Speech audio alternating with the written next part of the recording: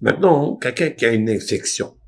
Infection, c'est-à-dire un zéhoum. Zéhoum, une infection dans le sang. Comment essayer de soulager cette infection? Donc, c'est le mot infexia. Vous voyez? C'est Aleph. Encore avec la lettre Aleph. Il faut manger quelques gousses d'ail. Puisque l'ail contient des vitamines, des minéraux antibiotiques. L'ail a des facultés énormes. Donc, il faut manger pas beaucoup, pas trop. Mais dans vos salades, en complément alimentaire, vous mettez quelques ail, quelques gousses pour affaiblir l'infection qu'il y a.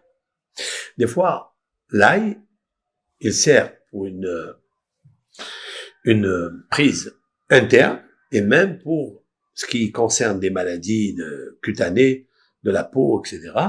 En externe, il a des forces extraordinaires. Par exemple, des personnes qui ont des verrues et il n'arrive pas à les enlever. Il faut aller chez le médecin pour lui enlever avec ce qu'on appelle le froid, hein, avec la neige, avec le froid, mais ça revient.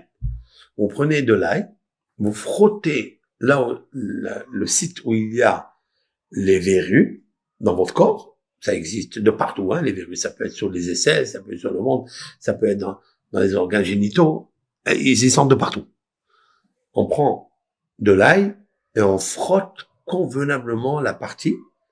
On le refait ça 2 fois par jour, plusieurs jours, et après, ça s'en va. Mais il faut bien, vous prenez l'ail et vous le jetez à un endroit que vous avez oublié où vous l'avez jeté, vous pouvez pas le retrouver. Et vous dites, prends avec toi ces verrues. Voilà. Il faut dire aussi cette phrase-là, prends avec toi ces verrues. Bien sûr, ces petits pots qui poussent en plus, c'est qu'il y a une infection quelque part dans le sang. C'est sûr et certain.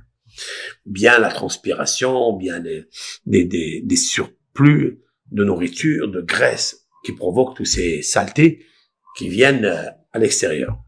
Donc, avec l'ail, le choum en hébreu, choum, on prend, on frotte, et vas-y.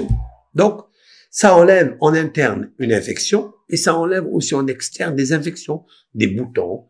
Des fois, il y a des boutons, même des plaques noires sur le visage ou sur les mains. Vous prenez de l'ail, et vous frottez bien en étant là-bas. Il y a qui mettent même un pansement dessus, ils le ferment, avec du scotch.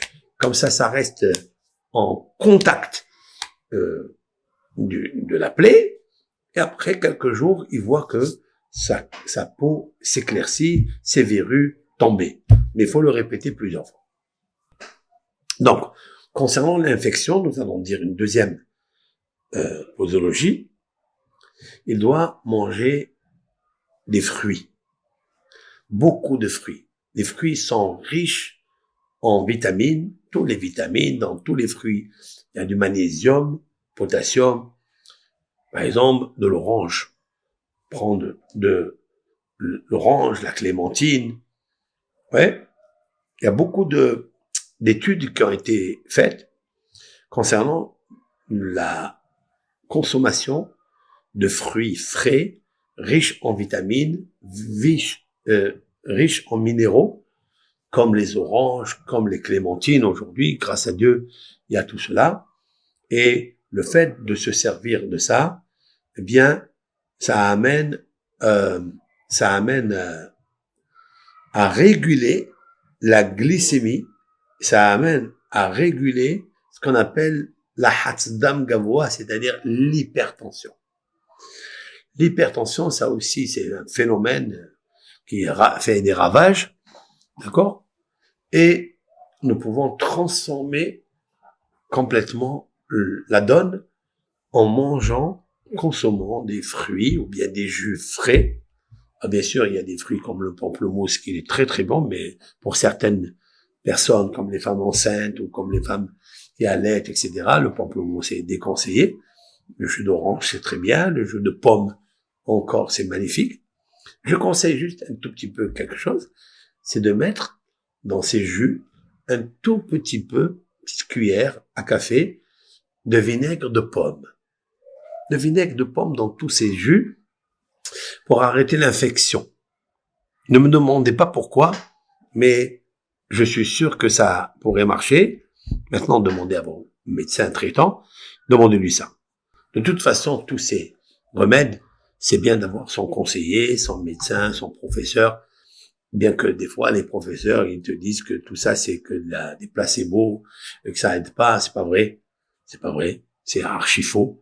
Que ça, vraiment, Hasdé Hachem, je veux pas citer la personne, mais elle allait tout le temps chez le médecin pour le rhume, pour tout, hein. Rhumatisme, l'arthrite, l'arthrose, tous les pathologies que vous connaissez, et depuis qu'il fait toutes ces infusions par expérience sur lui, eh bien, grâce à Dieu, il va plus chez le médecin.